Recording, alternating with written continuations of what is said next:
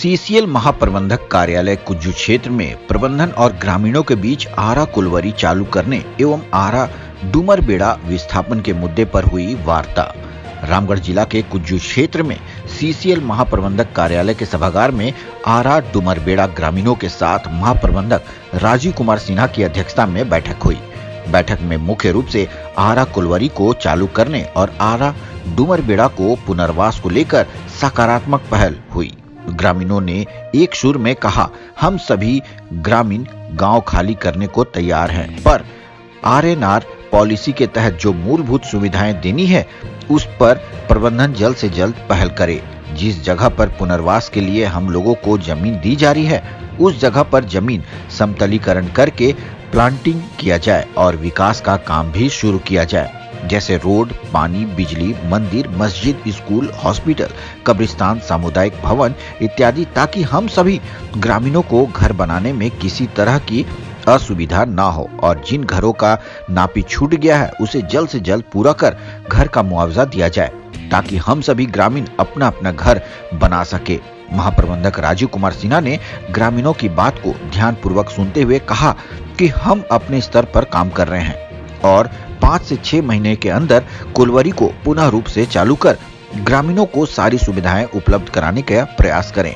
बैठक में प्रबंधन की ओर से राजीव कुमार सिन्हा, आरा परियोजना पदाधिकारी Girish Chand, SOP Kujju area, PC Sahu, PNP Kujju area, Ravi Kumar ARO Kujju area, Mohammad Islam review Kujju area, Govind Mahto और ग्रामीणों में मोहम्मद अलाउद्दीन, सोनाराम मांझी, हाजी अफजल, हाजी वाहिद, शब्बीर अंसारी, करमचंद माझी, मुखिया प्रतिनिधि सहीम जाफरी, गुलाम रब्बानी, गमीलाल मांझी, अली हसन, गुलाम जिलानी, बहराम मांझी, रोस्तम अंसारी एवं अन्य ग्रामीण उपस्थित थे।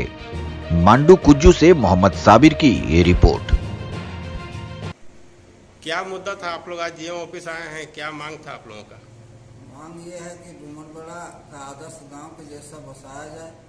डूमरबेड़ा के ग्रामीण, वहां के सारे सदस्य जो हैं सो गांव से उठने के लिए तैयार हैं, बशर्ते जो सुख सुविधा कंपनी द्वारा लागू किया गया है उसको दिया जाए।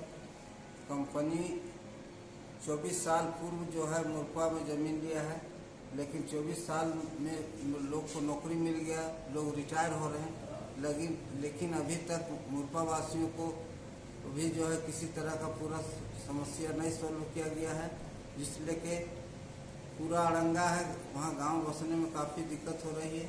लेकिन डूमरबेड़ा के सारे लोग जो है सो कंपनी को आश्वासन दिया कि हम जो है सो गांव बसने और हटने के लिए तैयार हैं, बशर्ते आपके तरफ से कोताही है, कंपनी की तरफ से पूरा कोताही है। 24 साल होने के बाद भी अभी तक जमीन अपने अंडर में नहीं लिया और डूमरबेड़ा का वासी पूरे दिल से चाहता है कि कुलवरी चले और रोजगार हो, वहाँ जो है सो रोजी रोटी चले, लेकिन कंपनी जो है सो दीपापोती करती है।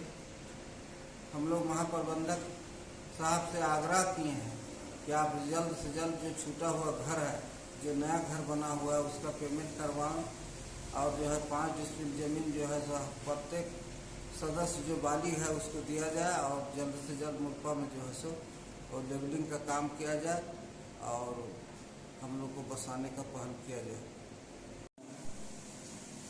जीएम साहब से वार्ता किए आप लोग, जीएम साहब की तरफ से क्या आश्वासन मिला?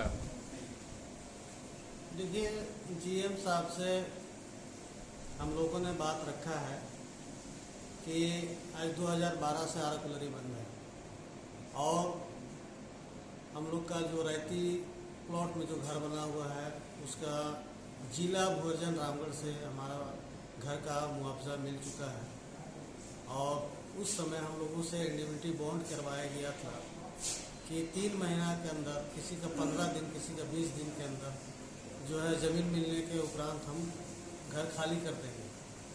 आज 2010 से लेके 2024 है, इतने दरमियान में अभी तक हम लोग को ज़मीन उपलब्ध नहीं कराई गई सीसीएल के द्वारा और ज़मीन नहीं मिलने के कारण आज डूमरबेड़ा के लोग ना ढंग का मकान बना पा रहा है। इस वजह से कि कोयलरी को हम प्रबंधन को हम अपना घर का मुआवजा ले चुके हैं प्रबंधन से या जिला भूअर्जन से, तो उस पर हम मकान नहीं बना सकते, लेकिन जहां हमको ज़मीन मिलेगी वहां हम मकान बनेंगे। इस आस विश्वास में आज 14 साल लगभग बीत चुका है, लेकिन नहीं मिल पाया है।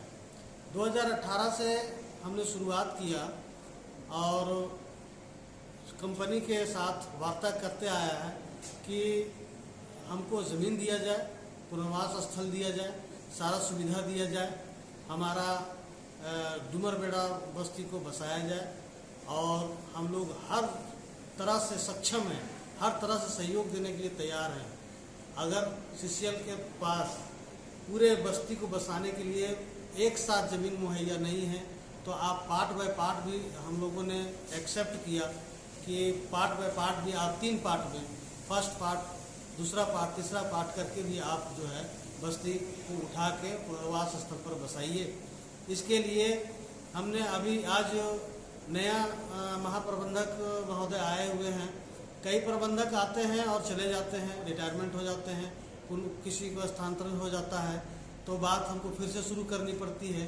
और इसलिए जो है बात हमारा आज 2018 से लेकर 2024 तक 6 साल के अरसा में हमारा जो है आज कोयलरी चालू नहीं हो पा रहा है।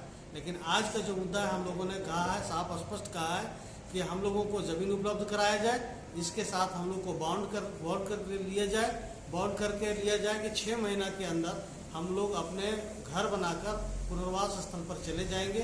इसके लिए हमको ज़मीन मुहैया कराया जाए, सारा सुविधा दिया जाए, जैसे हमारा मस्जिद है, मदरसा है, कब्रिस्तान है, करबला है, इमाम बाड़ा है, मांझी समुदाय के हमारे लोग वहाँ पर हैं, उनका सरना स्थल है, पूजा स्थल है, कर्मा स्थल है, ये सारा सुविधा, पंचायत भवन है, अस्पताल है, क्लब है, सामुदायिक भवन है, ग्राउंड है, तालाब है, कुआं है, ये सारा सुविधा जो RNR पॉलिसी ने बिल्कुल साफ स्पष्ट पर लिखा जाके सारी सुविधाओं के साथ जो है पुनर्वास स्थल को पुनर्वासित को दिया जाए, वो सारा सुविधा हम लोगों को चाहिए। ये हम लोगों ने महाप्रबंधक को रखा है। अब इस पर उन्होंने सक्षम जवाब दिया है कि हम हर प्रयास करेंगे।